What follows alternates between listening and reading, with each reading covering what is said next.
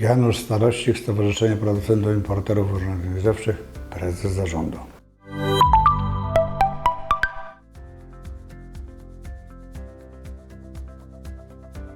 W zasadzie to pytanie powinno być skierowane do PGNiG, prawda? Dlatego, że to oni są operatorem w zasadzie PGNiG Obrót, prawda? Bo to jest ta spółka, która zaopatruje w gaz odbiorców końcowych. Natomiast jakie są fakty? Mogę się tylko na tym oprzeć. Mianowicie, że od 1 lipca 2025 roku 1 MWh gazu, energii z gazu, prawda, spadnie do 204,26 zł. To jest aż o 14,8%. Czyli tak naprawdę o tyle powinny spaść koszty ogrzewania gazowego. Oczywiście wcześniej mówiliśmy tutaj o OZE, prawda, o zastosowaniu, o redukcji innymi sposobami, natomiast czyste ogrzewanie gazowe, jeżeli byśmy jeszcze nie docieplili domu, prawda, powinno o tyle spaść, prawda? Czyli to jest, można powiedzieć, że to jest kolejna obniżka już w ostatnim czasie, związana z normalizacją hurtowych cen gazu, dlatego że w 2022 roku to był rok spekulanta. No i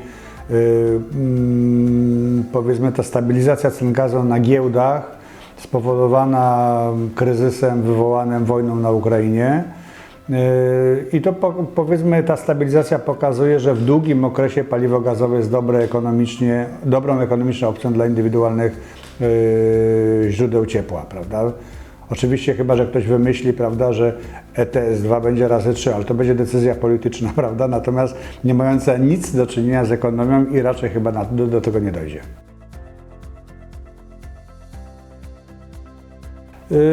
Tak naprawdę to mamy kilka źródeł dostaw. Jest to dywersyfikacja. Jest ona to dywersyfikacją. Gaz-System pracował już od wielu lat, prawda? Więc to nie jest kwestia taka, że to się coś tam zmieniło w ciągu ostatnich 2-3 lat. Ale tak obserwując na przykład wykres od ostatnich kilkunastu lat, prawda? Od 2009 roku miało szczególnie miejsce, to widzimy, że ta proporcja kierunków dostaw się zmieniała. Mamy produkcję krajową, to jest mniej więcej 1/4 zapotrzebowania gazu w Polsce. Mamy dostawy z kierunku Ukrainy, mamy dostawy z kierunku Białorusi. No, można powiedzieć, że to może być gaz rosyjski też, prawda? Tutaj nie ma co ukrywać tutaj i takiego zakazu importu gazu de facto nie ma, prawda? To są decyzje ograniczenia wynikające bardziej ze względów na dywersyfikację, na bezpieczeństwo energetyczne, aniżeli uzależniać się wyłącznie od jednego kierunku, który jest bardzo niepewny i bardzo chimeryczny, można powiedzieć, i jak widzimy, gra nie zawsze fair. Mamy dostawy z Unii Europejskiej, prawda? To jest na zasadzie rewersu, na przykład dostajemy tam, ponieważ gazoporty są nie tylko w Polsce, jest gazoport, ale jest także w Niemczech, jest 6 gazoportów w tej chwili, prawda? Gdzieś tam z Rotterdamu tam zapływa, także te kierunki też mamy. No i mamy oczywiście terminal LNG i tak zwaną Baltic Pipe, prawda? Czyli terminal LNG w Świnoujściu, prawda? Gdzie otrzymujemy gaz, nie wiem, z Kataru, ze Stanów Zjednoczonych. Natomiast Baltic Pipe to jest gaz, który otrzymujemy ze złóż Norwegii. Także jak widzimy tutaj ta struktura dostaw gazu jest bezpieczna.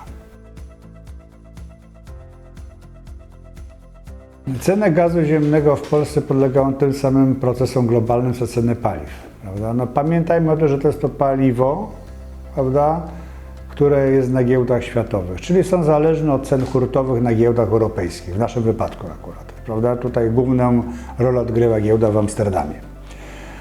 Także taryfa dla odbiorców chronionych zatwierdzana jest przez prezesa URE i oparta jest o faktyczne koszty zakupu gazu na giełdach. To jest drugi fakt.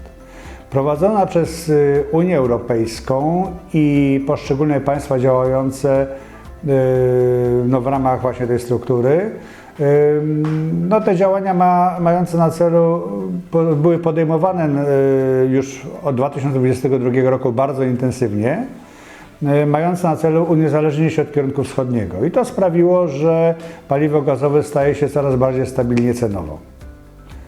ponieważ spada możliwość szantażu gazowego i wywołania sztucznych ryzyk spekulacyjnych, co mieliśmy miejsce w 2022 roku, gdzie właśnie panika podsycana, że tutaj ruskie nam zakręcą gaz, kurę gazu, prawda, będzie w Europie zimno i w ogóle.